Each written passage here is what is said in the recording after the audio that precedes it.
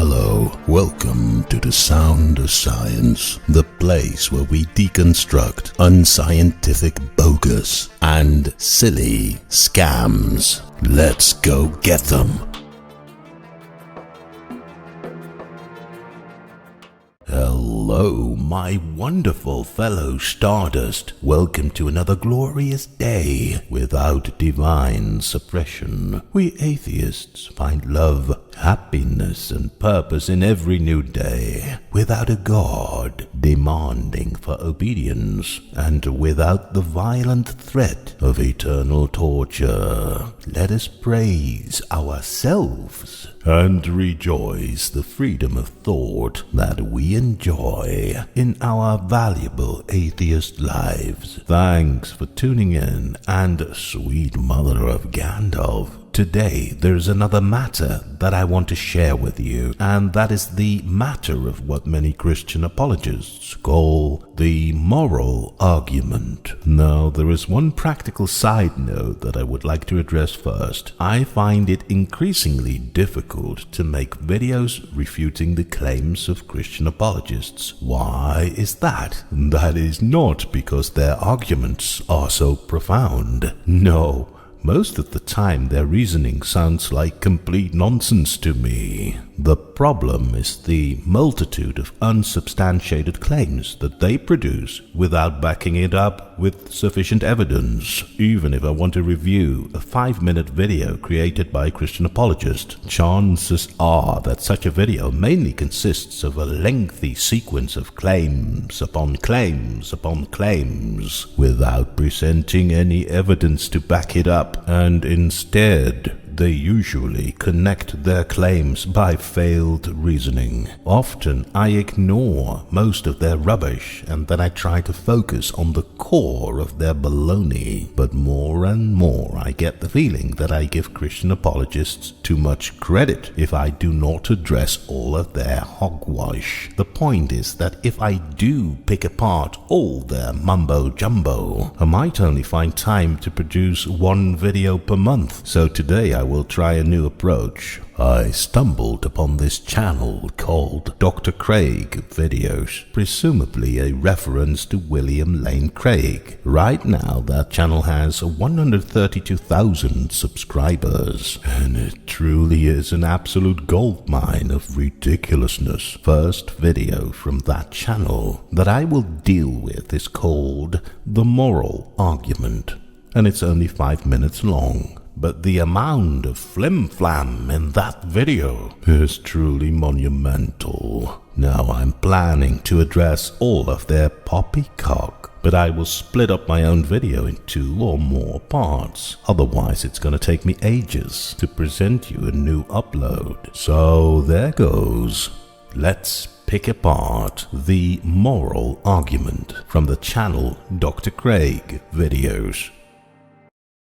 Can you be good without God?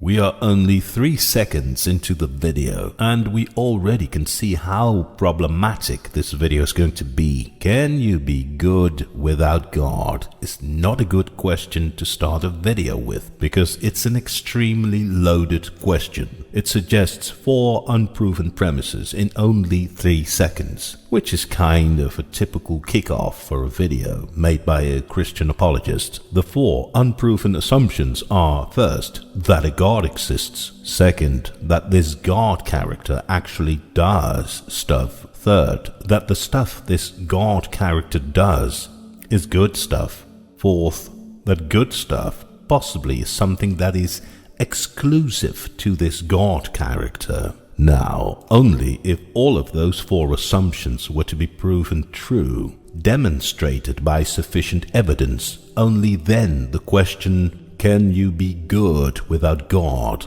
would make sense, because only then it would no longer be a loaded question full of unproven assumptions. But, not to my surprise, the creator of this video makes no attempt whatsoever to prove the reality of those 4 assumptions, and he just continues This is pretty typical for many videos of Christian apologists. From the very first few seconds, they present a huge sequence of unproven claims or unproven assumptions. That is often their starting point, and most of the time this will continue throughout the rest of their narrative.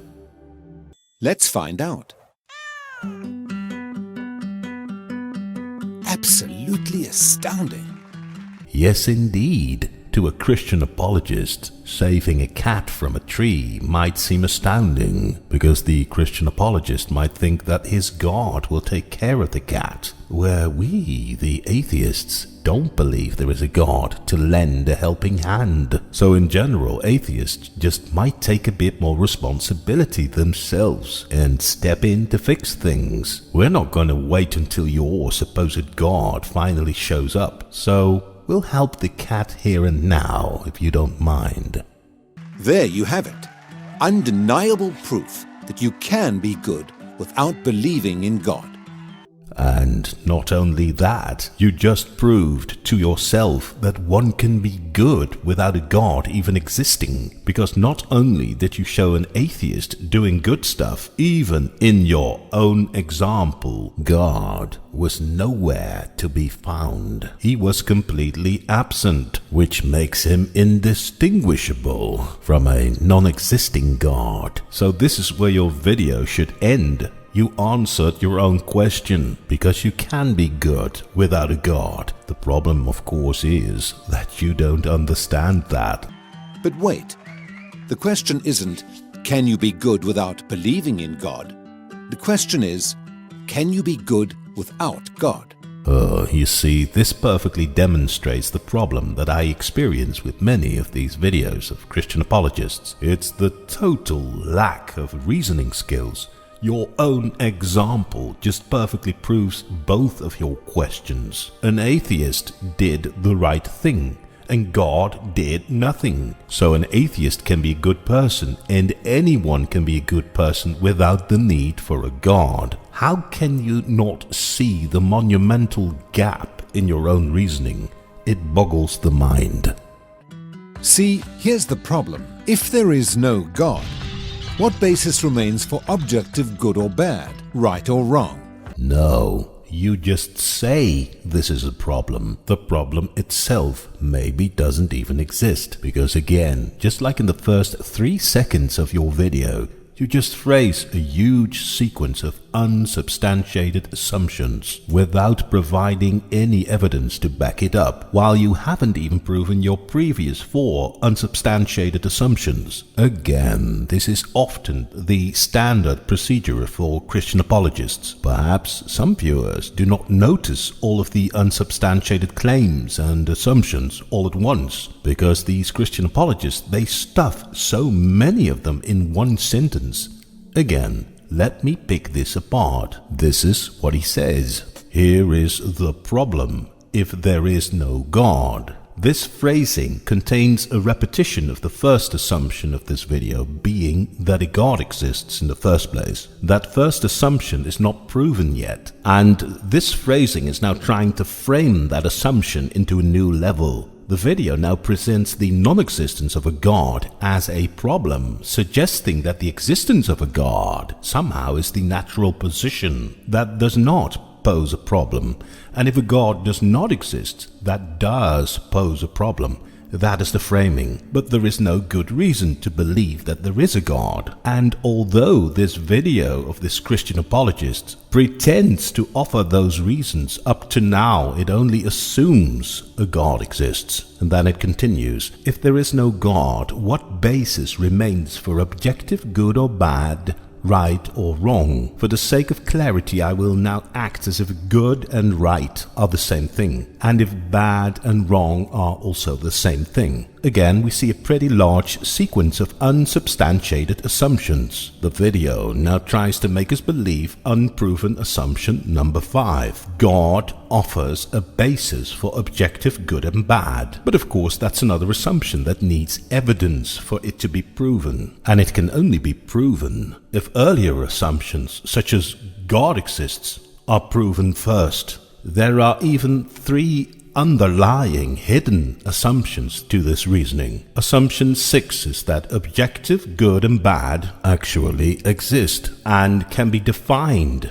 in some way. Assumption 7 is that objective good and bad is relevant to something, otherwise it doesn't make sense to present the lack of it as a problem. And assumption 8 is that it is somehow not possible, or at least problematic, for us to establish objective good and bad, whatever that may be, in an alternative way. So we are only 35 seconds into the video of this Christian apologist, and all we have is no less than 8 unsubstantiated assumptions in 35 seconds, without even one shred of evidence that any of these assumptions is true or even remotely possible. I think this is a very good example that shows you how problematic many of these videos of Christian apologists are. They rapidly produce a barrage of assumptions and claims without presenting any evidence to back it up, and often before you even have time to appreciate the full scale of their nonsense, they continue to present you more of the same rubbish. So this is where I will end for today. In my next video, I will hope to continue the rest of my detailed analysis of the moral argument by Dr. Craig videos. Oh, but while you're here, please consider to subscribe to my channel so that you can help me to spread the sound of science.